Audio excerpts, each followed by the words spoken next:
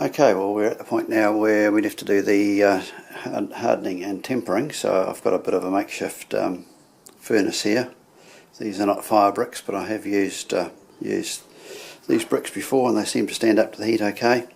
So I've got the bricks sitting on some fireproof material there. I'm not sure what that is, but it came out of an oven. And I'm using a propylene torch, that one there, which I have used in the past, and I'm not sure whether it's got quite enough heat, but they are pretty good and they're a heck of a lot better than propane. So we'll give it a shot and see how it goes.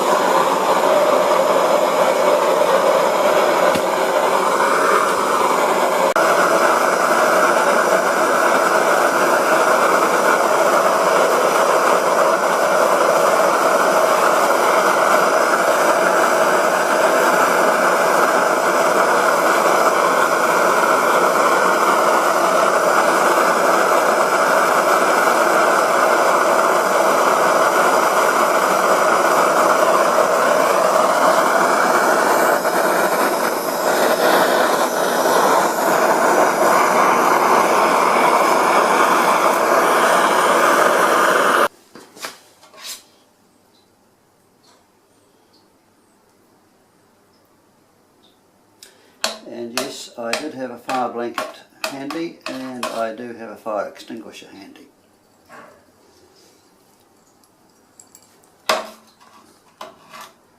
It's pretty stone cold.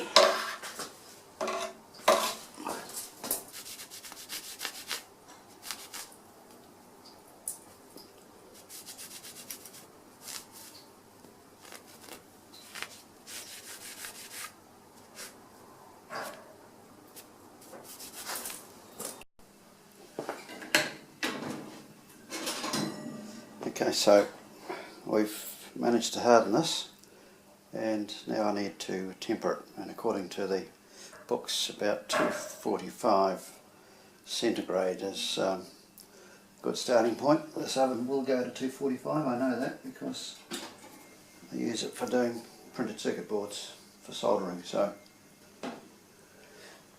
I've got a digital thermometer on the oven, which you may or may not be able to see the display. No, you probably can't. Anyway, I can see it. It's showing 18 degrees C at the moment. So I'll turn both elements on and get it up to 245, and then try and control it there by turning elements on and off, and we'll let it soak there for a while.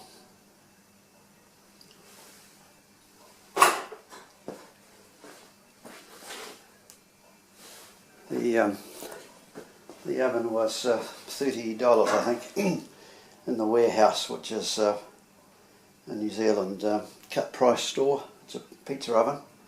There is an element in the bottom and another one in the top. And I actually use it for doing reflow soldering of printed circuit boards, which happens at about 240 degrees. And I regularly use it at that temperature, so I know that it does get there. So we're up to 49, 50 degrees at the moment. I'll just move that, hopefully you can see that.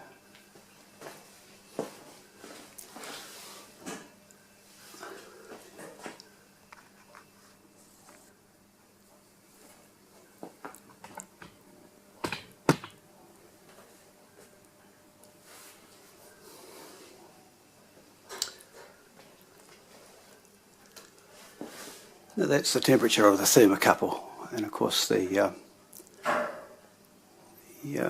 broach will lag behind the thermocouple quite a while. In fact, what I might do is turn the top element off and just turn the bottom one on, and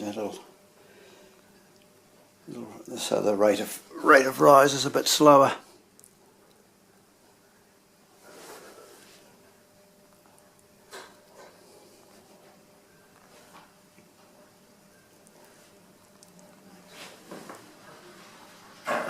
there's 100.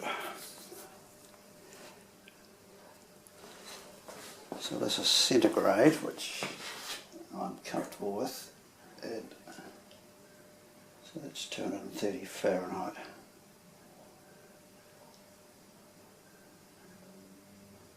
So we're looking for 250 degrees centigrade.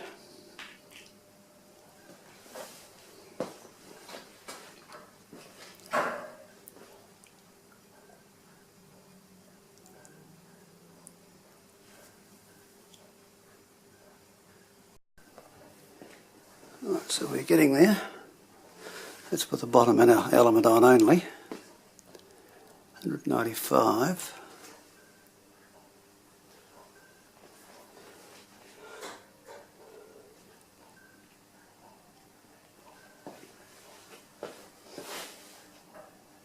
I didn't bother to polish the brooch before the tempering because I can't see the colour in there anyway.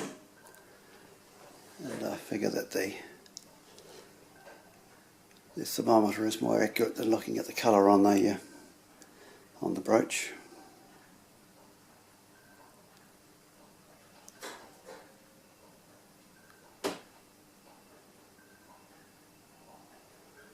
Right, I might just pop that top element on.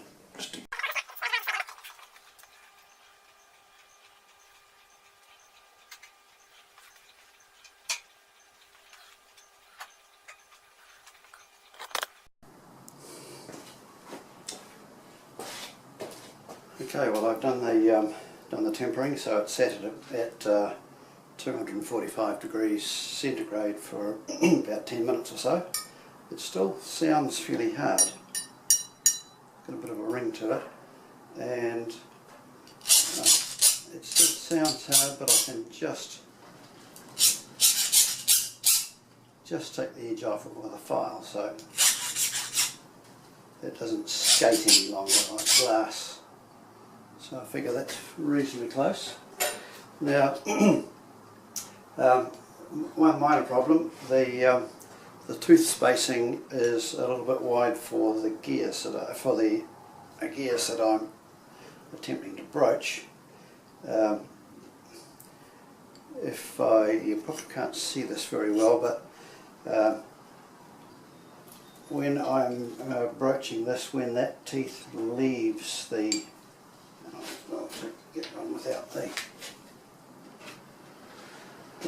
the guide. So when that first tooth leaves the end of the gear, which is